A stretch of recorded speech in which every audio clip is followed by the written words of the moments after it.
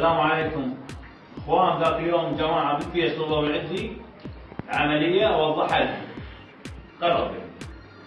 قرب هذا ماطور مال ثلاجه او مال براد.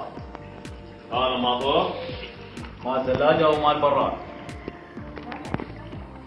مسؤوليته بس الهواء، يعني تقدر تستبدله باي شيء. تشوف دبه تضغطها هواء وشغله مكانه عادي.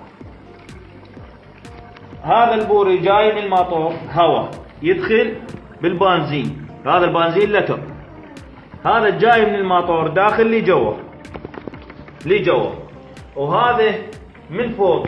هذا البور الثاني هذا غاز طلع، هذا هواء، هذا طلع غاز وهذا بنزين. يدخل هنا يدخل الفلترة.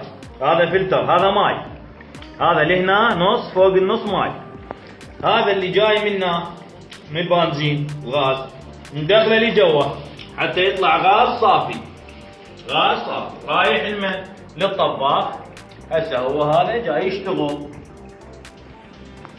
اعتقد وضحت الفكرة وشكرا.